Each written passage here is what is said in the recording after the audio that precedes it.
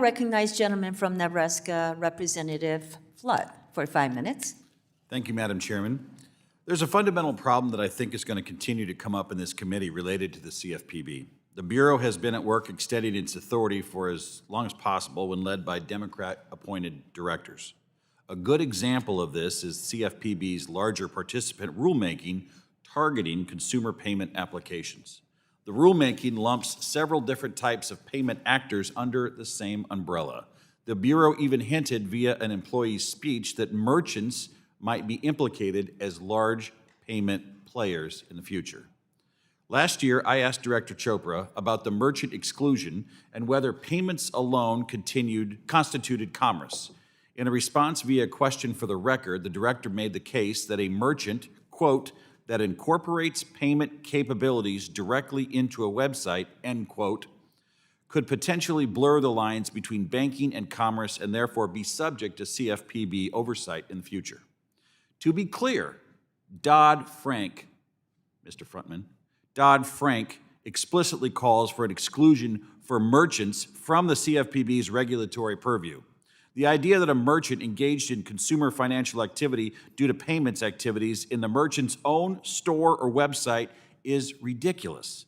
And using that logic could lead the CFPB to have examination authority over every mid-sized to large retailer in the country. This part of a larger pattern from the Bureau, this is part of a larger pattern by extending its reach and authority as far as possible over time with limited checks. And that's why it's so incredibly important that Congress work to rein in the Bureau's authority and lack of accountability. Mr. Schneider, given your experience working at the CFPB, do you have any thoughts on how Congress and the new director should aim to keep the Bureau from expanding its own authority in the future? Well, put them under appropriations, then they have to explain to you what they want to use resources for, and you can decide if you wish to approve that.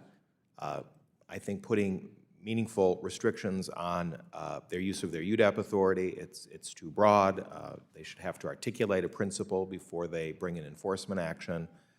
There's a case that they brought that would upend the entirety of indirect auto lending, and it's brought on a UDAP theory that I might add stands in contravention of their own interpretations of an actual regulation. So I think that's that's certainly ripe for reform. Continuing with you, Mr. Schneider, one of the interesting things about your testimony is that you made the observation that enforcement staff shouldn't be involved with directly planning or executing the exams.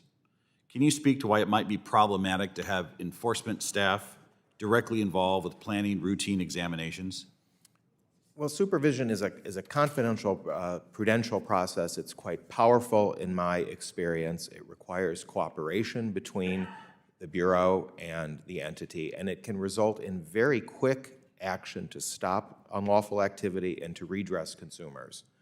But if the entity feels that this is really just a fishing expedition that's going to get handed off to the enforcement team, they're going to treat it like it's a law enforcement matter. They're not going to cooperate, and the entire thing is just going to become an enforcement action, which is going to delay redress to consumers. So there has to be a divide, and having any involvement of enforcement personnel in supervisory activities, I think, is troubling.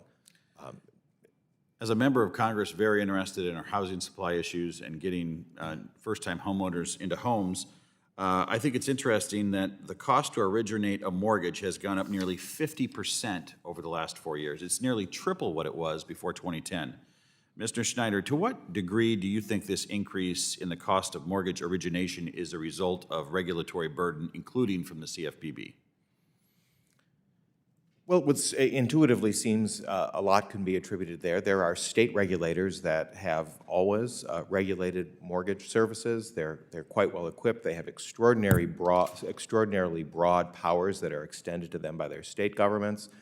They've been working very dutifully in the past several years to coordinate their activity on a nationwide basis. Simply layering on another level of federal oversight to some extent is adding additional costs that could very easily be handled by the state system.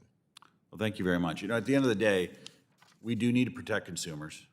We need to think about fraud. We need to think about deep fakes.